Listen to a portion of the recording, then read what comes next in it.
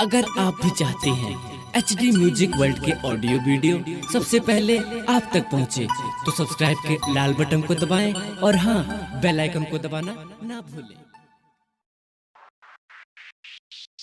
कलश में नाम नहीं लिखे छै, कहला जाइ छी त लड़ै छै। कलश में नाम नहीं लिखे छै, कहला जाइ छी त लड़ै छै।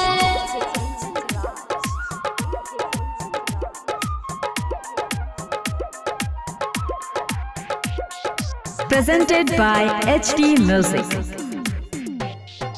सैया जी भेजला कई 500 रुपया, कलश में नाम लिखवाई लगे सखिया। सखिया के कमिटी कहिया बनलई, बाई मनमा कलश में नाम नहीं लिखाई छै गे सखिया। सखिया के कमिटी कहिया बनलई, बाई मनमा कलश में नाम नहीं लिखाई छै गे सखिया।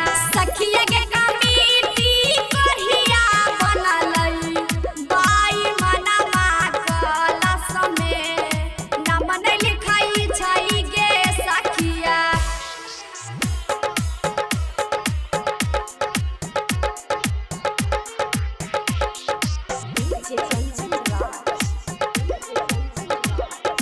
Presented by HD Music.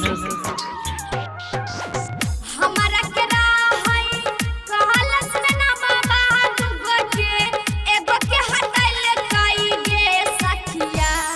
सखिया के कमिटी कहिया बनलई, बाई मनमा कलश में नाम नहीं लिखाई छै गे सखिया।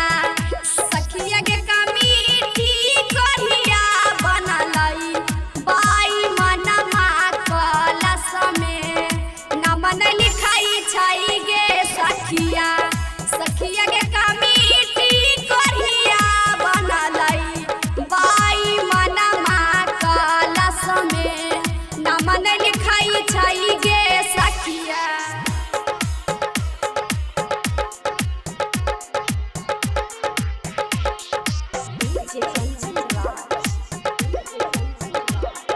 Presented by HD Music.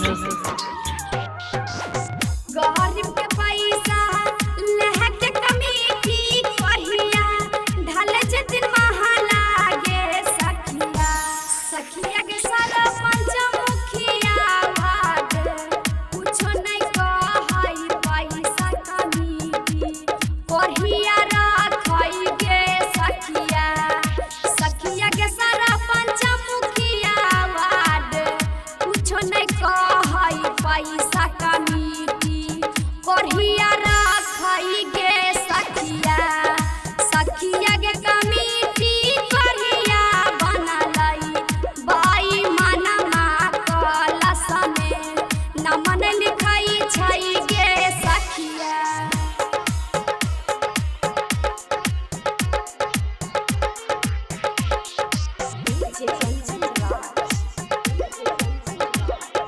Presented by HD Music. गरीब दुखिया बैठे बैठे कलश एगो पुत्र मंगई लगे सखिया। सखिया के कमिटी कहिया खाई छै से बसंतरा पैसा अपने घर में रखै गे सखिया। सखिया के कमिटी कहिया खाई छै से बसंतरा पैसा अपने घर में रखै गे सखिया। सखिया के कमिटी कहिया बनलई, बाई मनमा कलश में नाम नहीं लिखाई छै गे सखिया।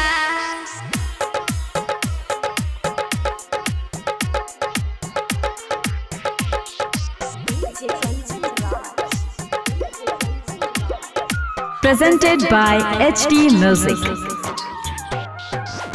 लॉकडाउन लागलई नहीं छै रुपया, राइटर सचिन के कमाइया गे सखिया। सखिया के सीता यादव कोना बैठै तै कलश